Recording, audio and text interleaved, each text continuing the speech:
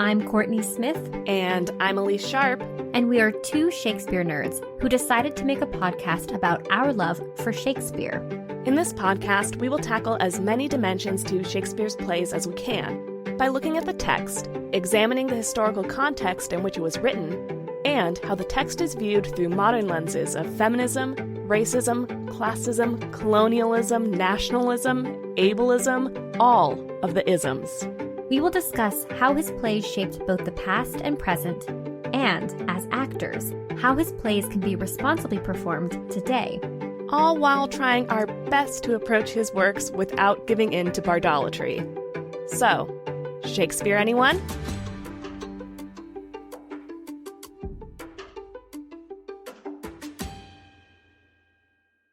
Hi listeners, it's Kourtney here. If you are listening to this episode after 2023, you might be wondering, who is this Korey Leigh Smith host? When we started this podcast, I went by that stage name, Korey. I've chosen to leave my stage name and, as you know, I now go by Kourtney. But before you enjoy past Elyse and past Kourtney's episodes in our back catalog, I wanted to clarify the name switch.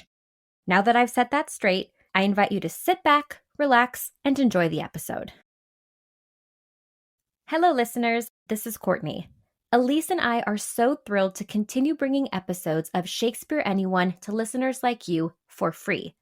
We do this out of our love for Shakespeare, theater making, scholarship, and decentering dead white men. We put a lot of hard work into research, recording, editing, and generally producing a podcast. With that said, I'm here to remind you all that we have a Patreon page if you want to support our current work and our future goals that we believe Patreon will help us achieve. We've created a variety of support levels and continue to create exclusive bonus content for our patrons on a monthly basis. Our bonus content so far includes Shakespeare Stuff We Loved This Month posts, where we share the Shakespeare-related products we are obsessing over. Not only that, but we already launched bonus episodes. One is an extension on our conversation with Dr. Simone Chess about John Lilly's Galatea and early modern trans studies. And the second is a conversation with special guest Stephanie from Protest Too Much podcast, in which we review Joel Coen's Macbeth starring Denzel Washington and Frances McDormand. Elyse and I also discuss Shakespeare-adjacent content, like movies, TV shows, books, to name a few, and share those conversations exclusively to Patreon. These are incredible conversations you can unlock as a patron. We also have plans for additional bonus episodes, including more special guests, more film reviews, and even an Ask Us Anything. Distinguished patrons even receive exclusive voting power and snail mail. If you would like to join us and support the production of this podcast, or just check out the Shakespeare-themed names we've given the support levels, head to patreon.com/ShakespeareAnyone. The link will also be in our episode descriptions. And if you like what you hear, Elyse and I would greatly appreciate it if you could rate, review, and follow us on Apple Podcast and Spotify. Your review might even make it on an episode.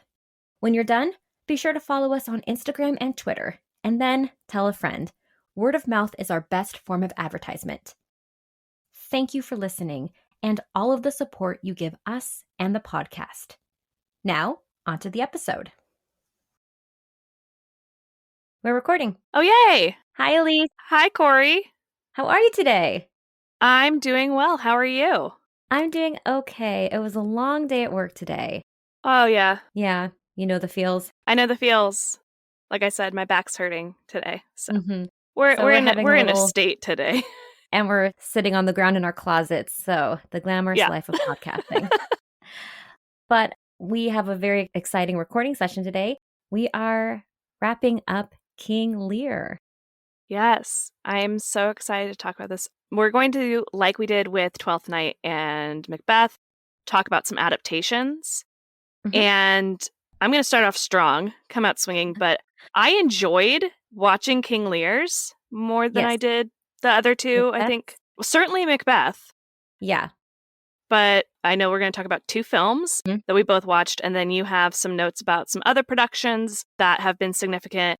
But yeah, these two films that we watched, I was like, man, can we get more of this? I know. I wonder if it's because Macbeth deals with the supernatural and tyranny, and so filmmakers and directors want to put their own twist on it in ways that make me tilt my head and go, really? But King Lear might be simpler. Maybe? Or maybe it's just more, it lends itself more to modern film than Macbeth actually Maybe. does. Maybe Yeah. Macbeth is just too theatrical. Right. And King Lear is about a lot more about personal relationships and character journey than some of these other plays are. Who knows? Right. Thinking of Twelfth Night where it's whimsical in a lot of ways. So, And still, you have some very theatrical elements like the darkroom scene that can be right. difficult to make work on a purely visual medium. Yeah. And even the cross dressing, I would say. Yeah. And I wonder if part of why King Lear lends itself more to film is because of the emergence of King Lear from the time it was first put on the stage through like World War II and now. Because some of my reading noted that in Shakespearean terms, the 1960s saw King Lear, quote, usurping the throne securely occupied by Hamlet, emerging as the keystone of the canon, unquote. And a lot of Shakespeare critics found existential futility in King Lear, that Lear is a tragic grotesque, quote, that exposes the absurdity of apparent reality, unquote. And maybe that is why it lends itself to modern film. And maybe just more to our more modern sensibilities as well, because the 1960s have the theater of the absurd and the grotesque and questioning humanity's place in the universe. Yes. But with that said, shall we talk about our first film? Yes, let's. Okay, so first up, we're going to talk about the 2008 film of King Lear that was directed by Trevor Nunn and broadcast on More 4 in the UK, and then shown on PBS Great Performances in the United States. And this features the same cast and director as the 2007 RSC production. And I think very similarly to other Trevor Nunn adaptations for film, it's on a soundstage. This felt very much like the classic RSC for BBC performances of Macbeth. It was on a soundstage. Yeah. It feels like they've just picked up the RSC production and put it on a soundstage. Yeah. That's the first thing I wrote was theatrical, dark. They used a spotlight in the opening scene that shone down on Lear while other cast members, other characters surrounded him, and it felt very heavenly, very, very theatrical. And very grand. This is not a claustrophobic production at all. There's a lot of space around these actors on screen. Yeah. Let's talk about those actors. Some of the actors that you may know, we have Sir Ian McKellen playing King Lear, Romola Garai playing Cordelia, William Gaunt playing the Earl of Gloucester, Jonathan Hyde playing Earl of Kent, Philip Winchester playing Edmund, Sylvester McCoy playing the Fool, Francis Barber playing Goneril, Monica Dolan playing Regan, Guy Williams playing Duke of Cornwall, Ben Regis as Edgar, and Julian Harries as the Duke of Albany. If you are a King Lear purist, this is about as classic. Everything's in there. The storm scene for me was a highlight. Yeah. And if you are looking for as close to a full text film adaptation as possible, this isn't like an original practice production. No. But there's not that many liberties taken with it. No. I was checking in with my Arden 3rd edition to see what was being cut and how much, and most of the story is there, but they cut lines and chunks of dialogue in order to cut down. It's a 3-hour film. And I would say, as a warning, it feels like 3 hours. Yeah. The pacing is slow. I agree. That was my biggest critique of it, actually, was that the pacing was a little bit too slow and deliberately so. Yeah, which might have translated excellently if you go to the theater and see it, at the Royal Shakespeare Company. But for a film, it was like, okay, let's pick up the pace. But it allows us to really see Edmund, for example, that pace that they take really allows for Edmund to deliver his speeches as direct addresses to camera, which make for some really compelling moments. some of those speeches were some of my favorite parts of this film. I actually really enjoyed Edmund's performance because the actor had a like Jekyll and Hyde. You know, we know as the audience that Edmund is going to play everyone as a fool in order to get his father's title and estate. However, the actor made very deliberate choices with his voice and his demeanor. And sometimes that can be a bit hokey, but with this adaptation, it worked in his favor. It was cool because he leaned into being wholly evil. So he like laughed before some speeches. There was ominous music that played under bad Edmund, and he had a low and menacing voice, and then countered that with a Edmund that I felt bad for at first, but once you know that he's plotting, Yeah. that gets taken away from us, and we're like, oh, okay, well, you're just an ass. Yeah. And speaking of one of the reasons why I think I felt bad for him in the beginning was I was like, oh, this Gloucester is a jerk at the top.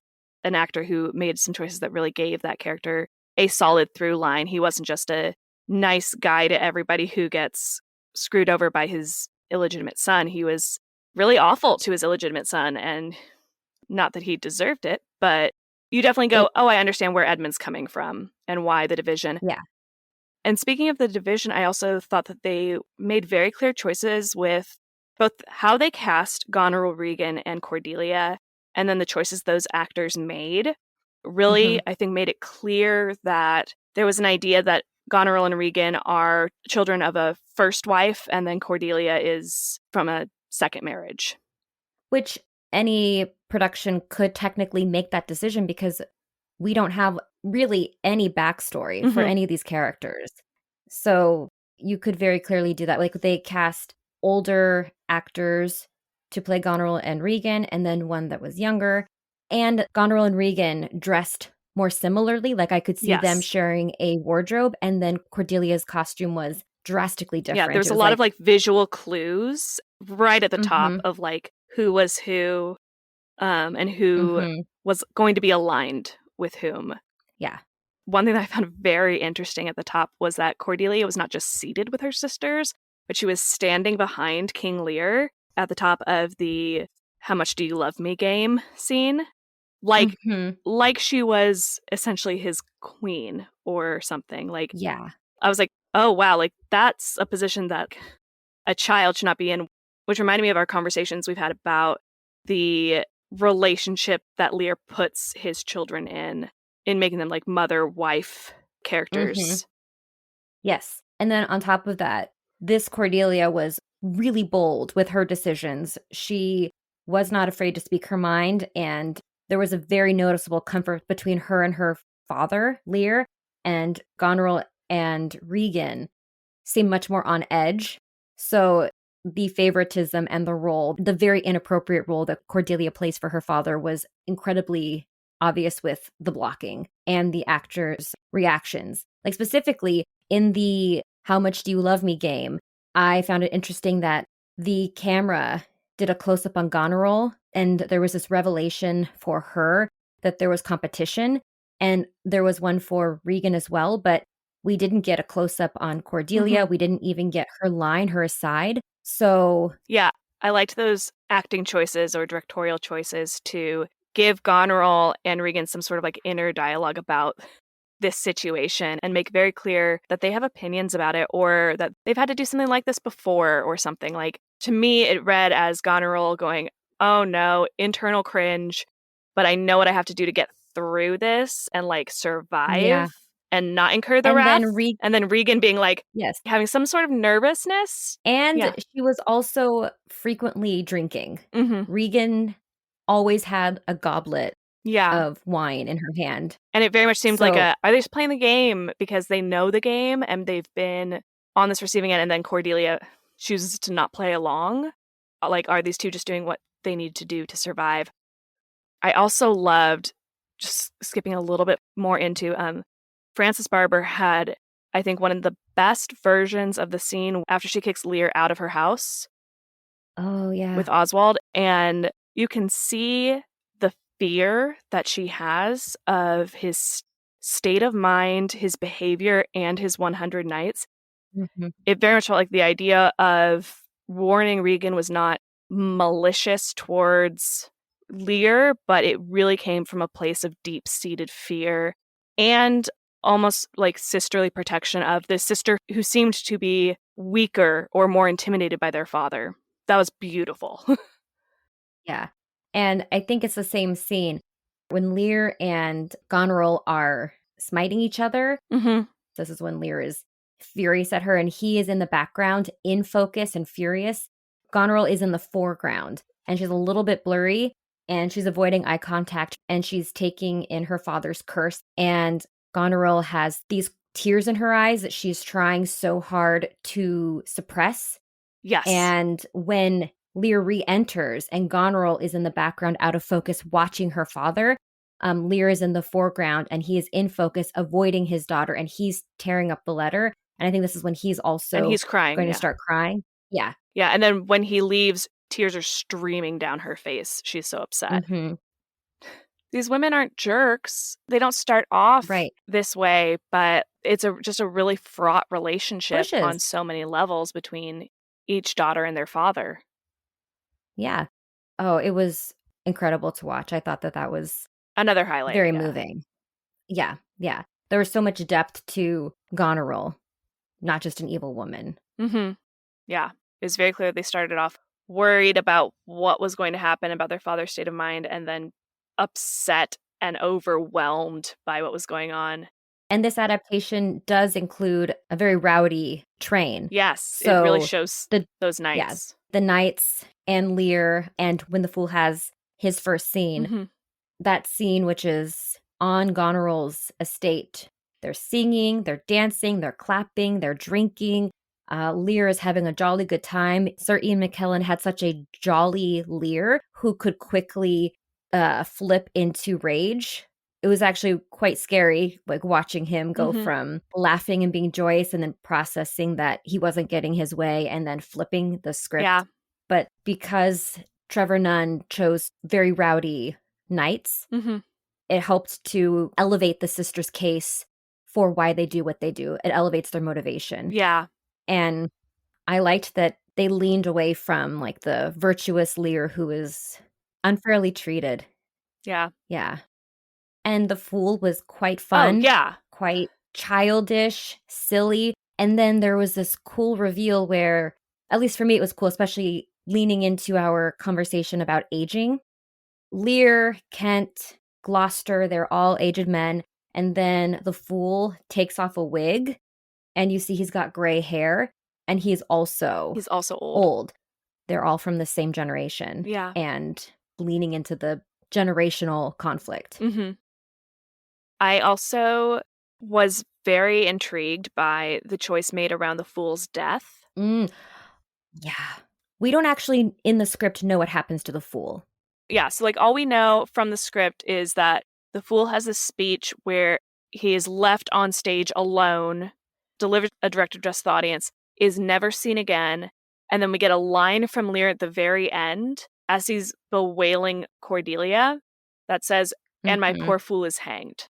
That's it. Yeah. So this production chose to depict the fool being hanged. Yeah. And delivering that monologue while he was being captured in the process. And hanged.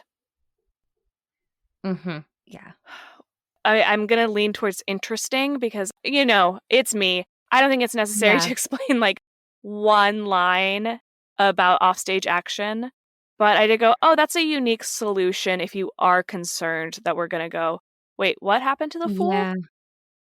Yeah, I agree. It's not always necessary, but I actually thought it was a fine choice because I felt connected to the fool. Yeah. I enjoyed this fool. And it also was a stronger case for how heinous Regan and Goneril have become. Yes, it definitely served as like a turning point in how they were dealing with Lear being out in the storm. Out in the storm, do we want to talk about poor Tom? Okay. Do you have thoughts on poor Tom? I was underwhelmed by Edgar in general and as poor Tom. It was nothing like inherently wrong or bad, but it was just underwhelming for me. So Yeah, I felt similarly and probably need to reread the script and then see other adaptations. But I thought there was something cheap about the madness Yes. and the primitiveness of poor Tom that felt like it was in bad taste. Same. I felt like there were some choices that did not age well, perhaps, between 2008 Yeah. and today. But I also feel Yeah. like they were not good choices in 2007 and 2008. Let me put it like that. Same. It was Yeah. that in a production where we have these interesting and thoughtful choices made for just about every other character, it felt like a letdown to Yeah. That's the word basically I be was like, I was thinking. like, yeah, I can go to like any theater that is just trying to put up a production of Lear and Hmm. there's going to be a poor Tom like this.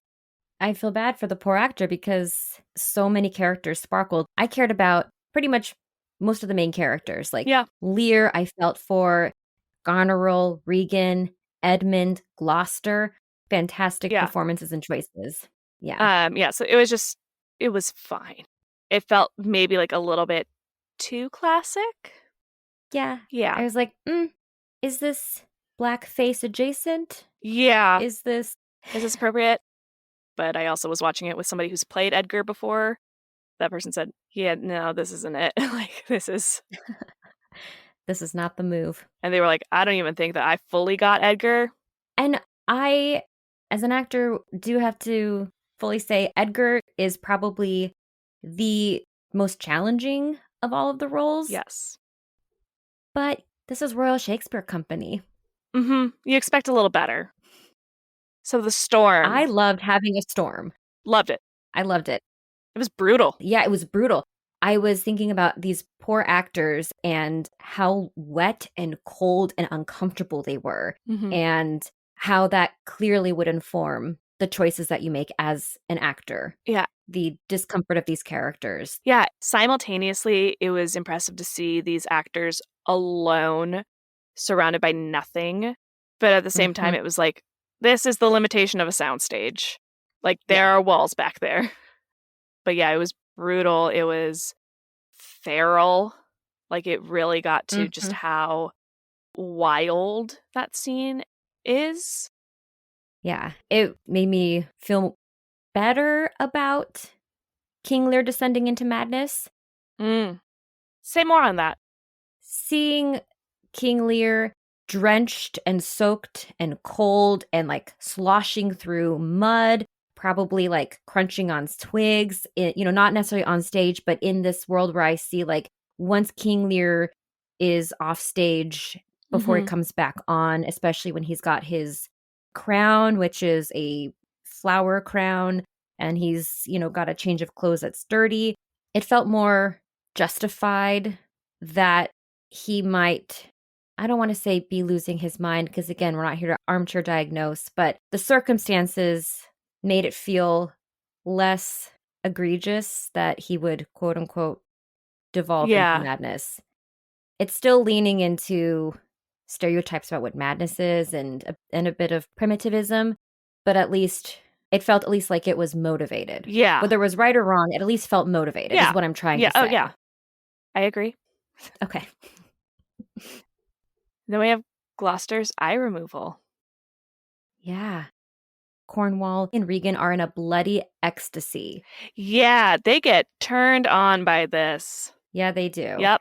It was a spectacular scene to watch because it seems like the actors have to make such a jump in their mental, emotional state Hmm. when they're off stage, because we don't see a lot of the change. Most of the change comes off stage and then they re-enter in a certain state, and like Yeah. stuff that happens on stage they do react to. So I'm not saying that they're at their height in that scene like from the top. No. The scene just felt so motivated and so organic and so interesting to watch. So, Hmm. and it was kind of neat seeing that theatrics, how they Yeah. maneuvered it. It was gruesome. It was. Yeah. What I liked about it is that there was like a discovery of the glee. Like, we like this a lot. Yeah. That was a Yeah. very interesting turn to watch. Yeah. Yeah. Super fun. I would watch this production again. Yeah. Yeah, I'd watch it again. I'm ready to talk about the next one. Nice. Okay. Okay. And I'm just going to say, I would definitely watch this one again. Mm-hmm. So this one that we're talking about is the 2018 film directed by Richard Gere, starring Anthony Hopkins as King Lear. It was a made-for-TV film for BBC Two. It is not 3 hours long. It is cut down to just under 2 hours. Yeah. 1 hour and 55 minutes, including credits. Including credits. It is a tight adaptation. It's like everything you need to know about King Lear in the shortest amount of time. Yes. And I found it very accessible.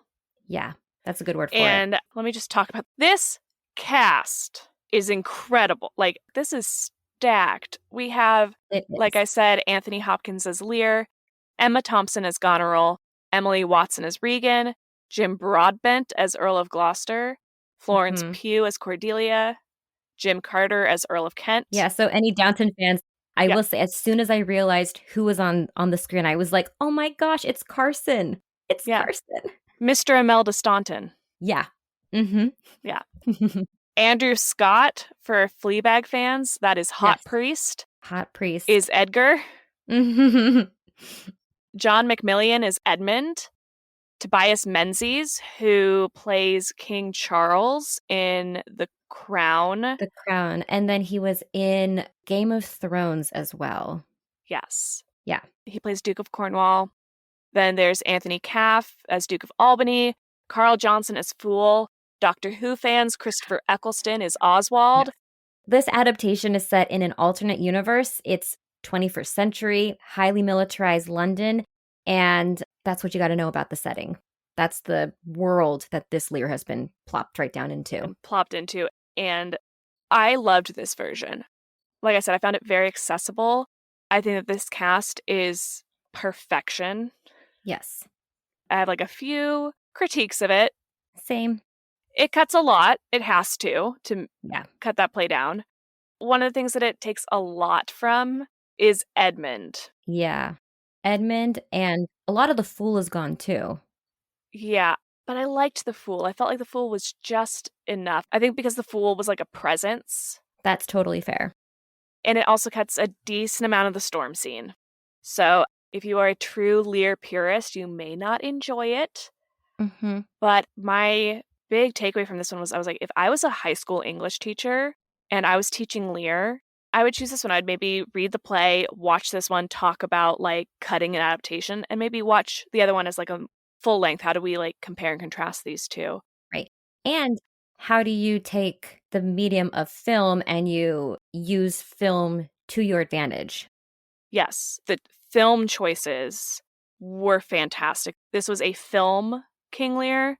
Yeah. Instead of trying to do what we do in the theater. Capture something theatrical on film. Mm-hmm.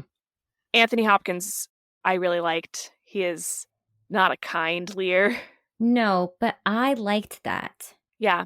Not to compare them, but I felt like McKellen kind of plays age a little bit. Yeah.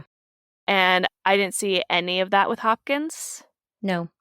I loved what they did with age in this.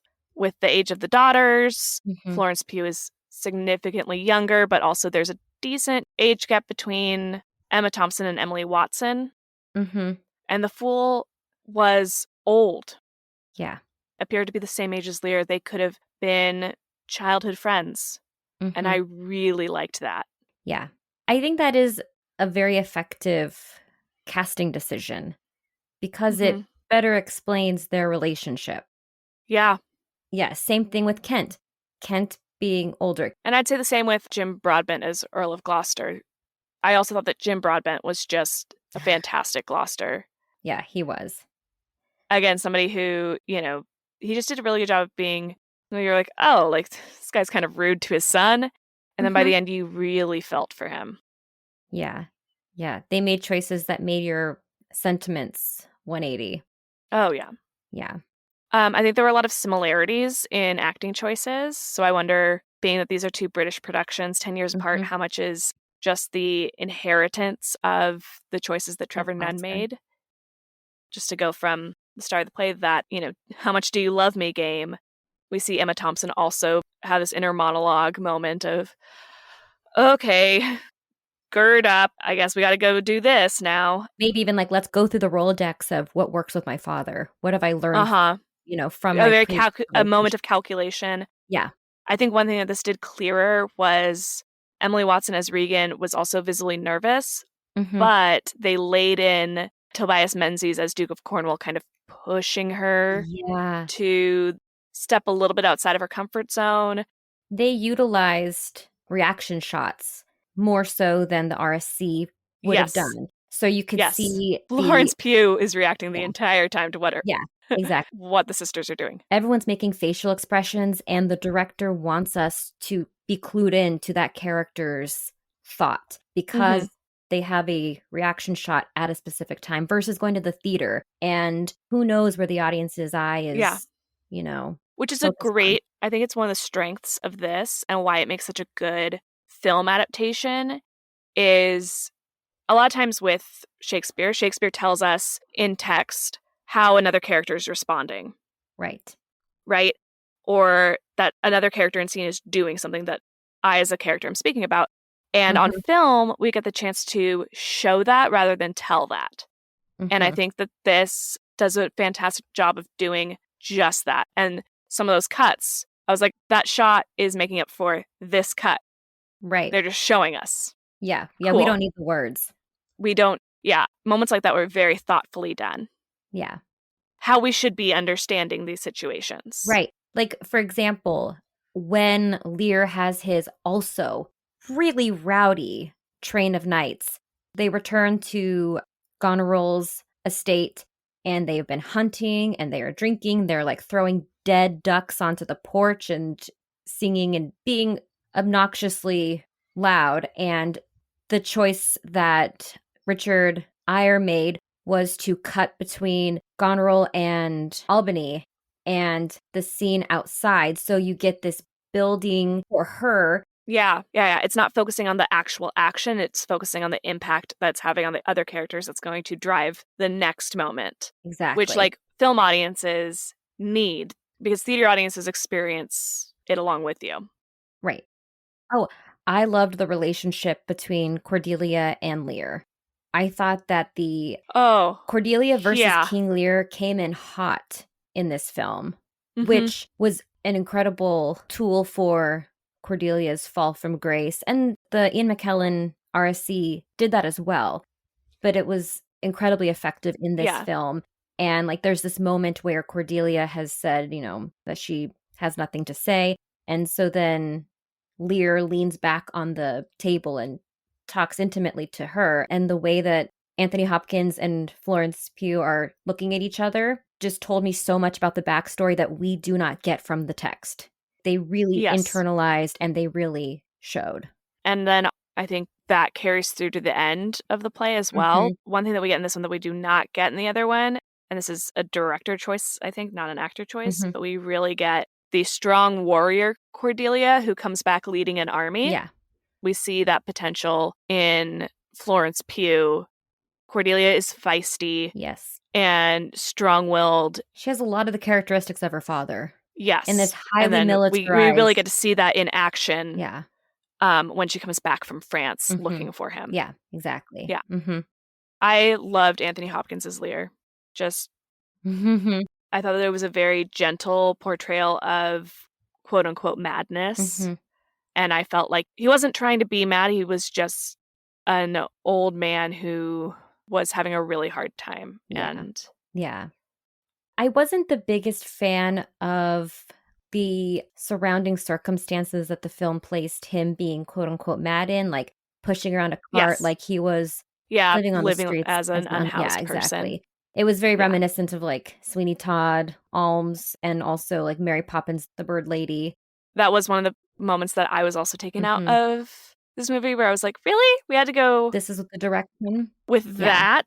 But then once he was recovering, the moments before that and after that were very gentle and that brief scene, questionable. Took me out a moment because I was like, I don't understand why this choice in a film where everything else seems very grounded in a reality, and perhaps it's because there was so much cut and we really go to focus on Gloucester and Edgar for a while, to all of a sudden choosing to depict the character that way was just like, where did like, this come from? I'm not connecting the Yeah. dots, director. In a film that otherwise helps us connect the dots really Yes. well.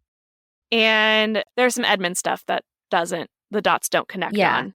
He really becomes a tertiary character, which is unfortunate. Yeah, because the Edmund from RSC was dynamic and compelling. Yeah. But I gotta say, this is a production where I went, oh, I finally get Edgar, and that's because of Andrew Scott's incredible. He is incredible. Like, he's able to utilize his voice to really have a difference between Edgar, Tom, and putting on a character, random guy helping out Gloucester on the hill. Yeah. And while he was putting on this third voice, he was reacting to his father's desire to jump and kill himself. Yes.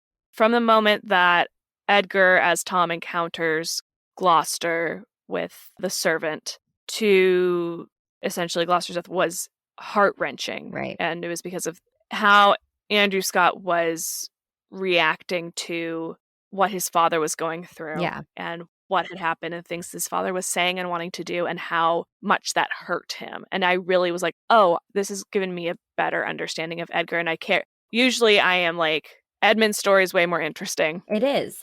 But in this one, this time it was like, nope, maybe, we had to sacrifice a lot of Edmund's story to be able to really get to Edgar. Turn to Edgar's.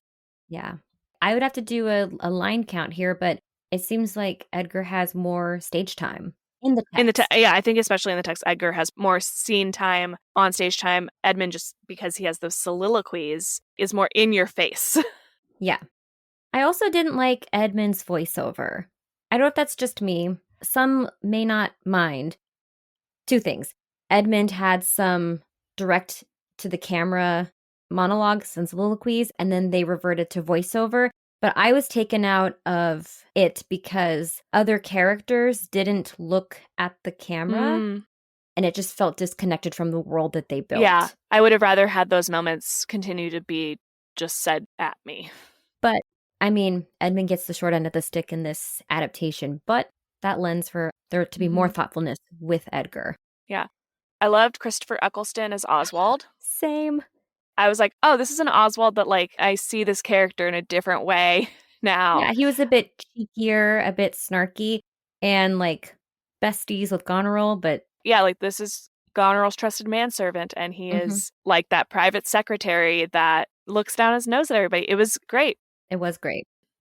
I also want to talk about Gloucester's eyes. Oof. Oh. Yeah, oof. I loved the choices that were made in this one. It was also brutal. Same. It was also, the Duke of Cornwall pushing her to do something that she maybe didn't think she wanted to do, but then once she got over the initial shock of using her thumb, probably, I think it was her thumb. He guides her hand and, like, up helps her do it. Yeah, up to the first eye.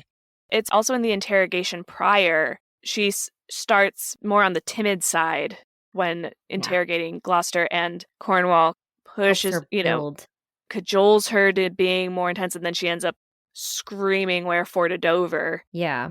It never felt to me like he was pushing her to do something she didn't want to do. He was just kind of being like, no, this is in you. It's unleashing. Yeah. And then when it's finally fully unleashed, Cornwall is stabbed. He's dying. And he says, "Give me your arm." And her cruelty is in full force, and she just walks out. Yeah. I was like, oh, that is an excellent arc and an excellent choice. And here's the thing with Goneril and Regan. You can't, especially Regan, you cannot escape her trajectory on the page. But what you can do is find a way to make it interesting, complex, and an arc. Yes. Where we don't resort to women are evil innately. Or they are completely innocent Cordelias. Exactly. I thought that this production did a fantastic job of really being like, these are all complex women, and two of them just mess up royally. Yes. I think that this production missed some of the like love triangle with Edmund. Mm-hmm. But at the end of the day, I was like, if I didn't know the show well, I wouldn't miss it. Yeah. This one focused heavily on the family relationship, the betrayal between primarily King Lear and his daughters, and Right. then it focused a lot on the mending between Gloucester and Edgar. Edgar. Yeah. Yeah. I have a moment, but I love the way that they justified, am I in France? Cordelia's wearing French military uniform, and Lear's in some sort of reverie and then sees the French flag on her. And I'm speaking as somebody who has had family members who have suffered from dementia. For me, moments like that felt recognizable. Mm-hmm. What am I doing? Where am I? Mm-hmm. Like switching between something grounded and something that's in their own mind. And I thought that Anthony Hopkins seemed to do an informed portrayal of Lear's mind at the end there.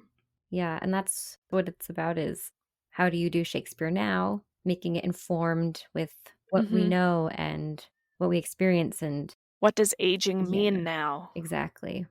I have one last thing to say.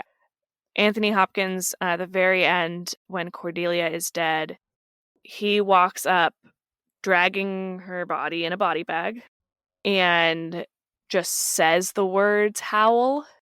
And I liked that because it felt like he was trying to command his subjects one last time. I didn't realize until then. I was like, oh, I've actually never really liked it when Lear all of a sudden comes out crying and screaming over Cordelia's body.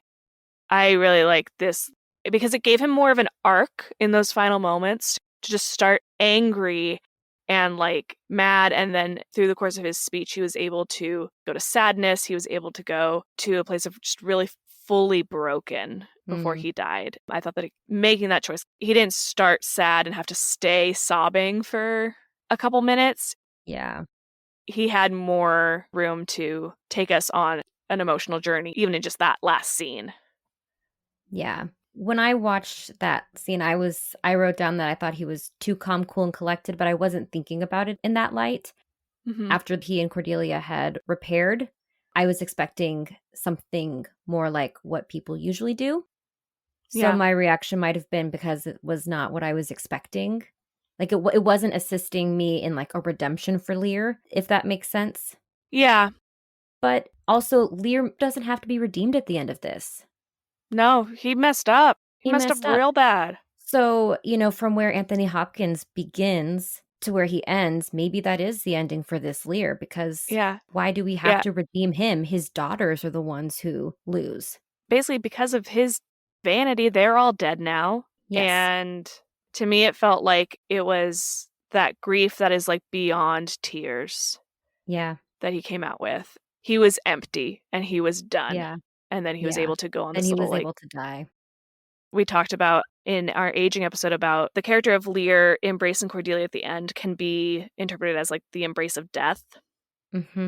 And to me, I was like, oh, this is a scene that really goes there, because here he is kind of doing a mini stages of grief of like denial, anger, bargaining, and then acceptance. And he, is just like, undo this button. Yeah. I was like, I believe that death is of a broken heart way more than I do the big wailing sobs at the end of the production. I'll have to rewatch Anthony Hopkins' final scene with that in mind, because for some reason I just want, I want Lear to learn his lesson. And the 5 stages is a really rad way to analyze his performance. Versus this is his relationship to Cordelia. It's like, no, this is his relationship to the entirety of his life, the decisions from the play, and anything that we don't have from before. I would watch this one again, 100%. I'd watch this one for fun, not even for like, just for a podcast. I finished it and I said, why can't we have something like this from Macbeth? Yeah. Yeah. Unlike Macbeth, where the recommendation is go to the Sir Ian McKellen, Dame Judi Dench medieval production, the more classical adaptation.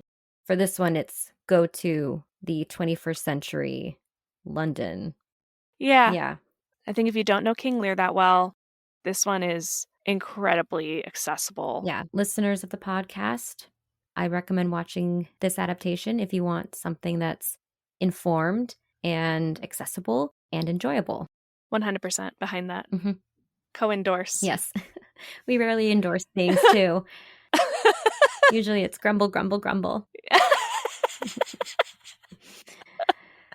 Yeah. Yeah. We have something we like and want to recommend this time. Yes. I'm so glad about that. Let's see. I have a couple notable adaptations of Lear. Mm-hmm. So there's some that maybe if you're interested in checking out, these are not Lear from the text. They're, let's take the story, the characters, the experience, and place it into something else. The first one is Edward Bond's 1971 Lear. For Bond, he said it was artistically lazy to admire Lear's suffering. He said it's nice and comfortable. You don't have to question yourself or change your society, and that we now have to use the play for ourselves, for our society, for our time, for our problems. And his adaptation, which was a stage production, synthesized the Western world, Britain's paranoia of totalitarianism, and set this play in a world with the barrier of the Iron Curtain. So theater historian and critic Catherine Worth wrote of the first production that the wall effectively disrupted, quote, the familiar Shakespearean ambiance, unquote. In addition, Bond has always been on the receiving end of damning reviews for its violence. This production is really, really violent. In this production, many characters are renamed and the dialogue is appropriating Shakespeare's Lear. It's not from the source material. The eldest daughters are cruel, and Cordelia is the one who orders Lear's death. Bond did not actually like Cordelia, so he decided that she'd be the one to order the death. And in the final scene, Lear has acquired moral authority and humility. So he says, quote, our lives are awkward and fragile, and we have only one thing to keep us sane, pity, and the man without pity is mad, unquote. Mm-hmm. In Bond's Lear, Lear dismantles the wall. That's the last scene. This wall is a symbol of his power, and at the end, he dismantles the wall and is shot. So Bond is using Lear as a vehicle for writing about the moral of cyclical violence. Okay. Yeah. There's also Akira Kurosawa's 1985. I believe it would be pronounced Ran because it's Japanese. So R-A-N. And Ran means desolation of the soul. You might know Kurosawa, and we certainly talked about Kurosawa in our Macbeth adaptation because Kurosawa is the director of Throne of Blood. Yes. And Seven Samurai, And but Seven for Samurai. Shakespeare. Exactly. But Throne of Blood. Throne of Blood for Shakespeare fans. And so that one is the Macbeth adaptation. And this one, Ran, is King Lear. Kurosawa set his Lear in Japan's Sengoku period, which is 1392 to 1568. And it's a time of civil war between rival clans. This film is an alternative to the stories of Motonari Mori, which is a 16th century warlord who has 3 sons. And Kurosawa had Lear in mind when he thought, like, what would happen if the sons were not dutiful? So the sons parallel the 3 daughters in King Lear. Okay. Yeah. And the movie starts with the division of the kingdom and disloyal children and the fallout of that through the lens of Japanese culture. Something that Kurosawa had said was, quote, what has always troubled me about King Lear is precisely that Shakespeare gives his characters no past. We are plunged into the agonies of their present dilemmas without knowing how they got to this point. In Ran, I tried to give Lear a history. I tried to make it clear that his power must rest upon a lifetime of bloodthirsty savagery, unquote. Not wrong. Mm-hmm. Not wrong. Having dissected this play and looking at it through different lenses, it would be nice to know more about Goneril and Regan and Cordelia's relationship to their father so that we don't jump to women are all evil or they're all good. Yeah. Yeah. Agree with Kurosawa. Yep. Ran is also heavily influenced by No theater. And for our listeners, that's a major form of classical Japanese dance drama that has been performed since the 14th century. and it's often based on tales from traditional literature with a supernatural being transformed into human form as a hero narrating a story. No integrates masks, costumes, and various props in a dance-based performance, and it requires highly trained actors and musicians. So, Ron is you take King Lear, Japanese history, no influence, and you mush it all together. That sounds great. Mm-hmm. I want to watch that. Same.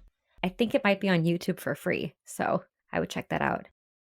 And the last one that I read about is Jane Smiley's 1,000 Acres from 1991. She's the author of the book, and then the book was turned into a film. And Smiley's engagement with Lear, I guess, had begun with resistance, that she had, quote, a long-standing dissatisfaction with an interpretation that privileged the father's needs over the daughter's, and had a desire to address the ways in which she found the conventional readings of King Lear frustrating and wrong, unquote. Two areas in particular that she found frustrating with Lear was first, Lear himself. She called him selfish, demanding, humorless, self-pitying, and wholly incapable of change in his female relationships. And the second thing is that Goneril and Regan were universally demonized. So Smiley challenges simplistic notions by substituting an alternative of domestic conflict. Quote, I could not allow Shakespeare's universality, but instead had to counter it with the universality of my own vision, unquote. And the basic plot is that in 1,000 Acres, Larry Cook is an aging farmer who decides to incorporate his farm, handing complete and joint ownership to his 3 daughters, Ginny, Rose, and Caroline.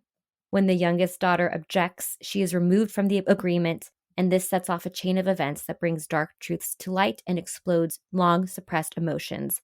And, trigger warning, the story eventually reveals the long-term sexual abuse of the 2 eldest daughters that was committed by their father.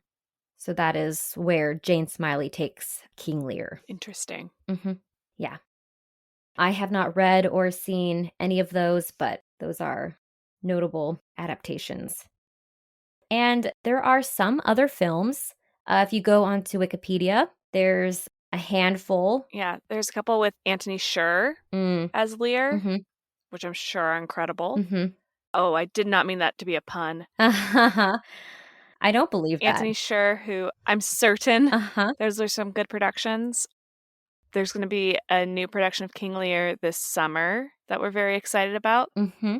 That is the Catherine Hunter King Lear. Catherine Hunter, who, if you watched the Denzel Washington Macbeth, she plays all 3 of the witches. Mm-hmm. She's a fantastic Shakespearean actor.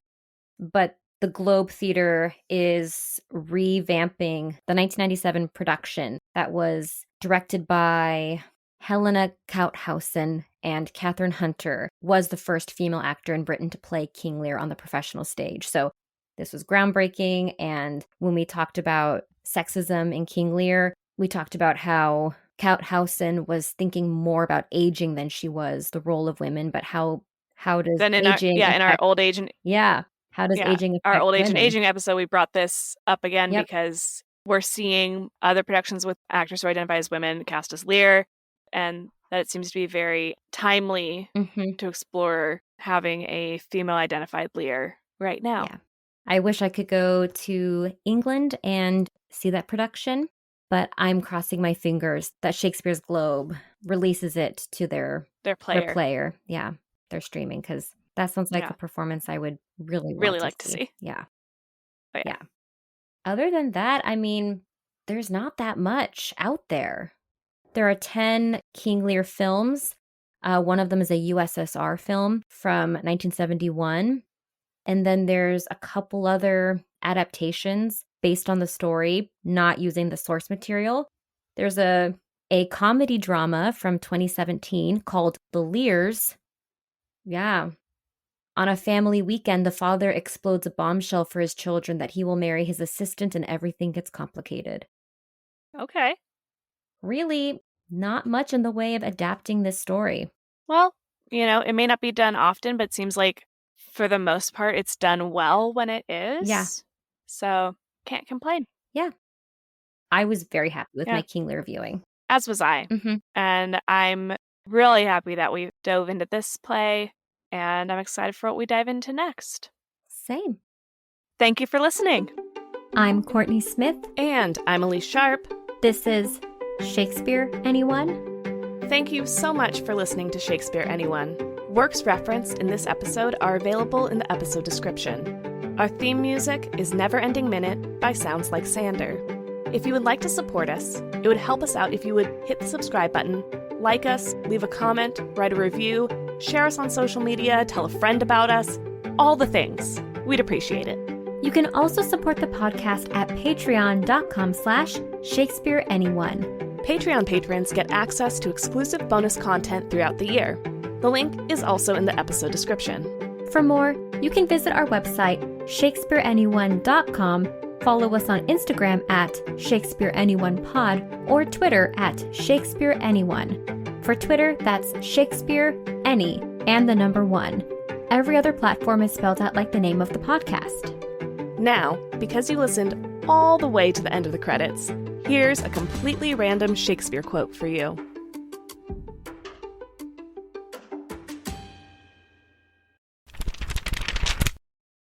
From Measure for Measure, Act 1, Scene 2, said by Claudio. But it chances the stealth of our most mutual entertainment with character too gross is writ on Juliet.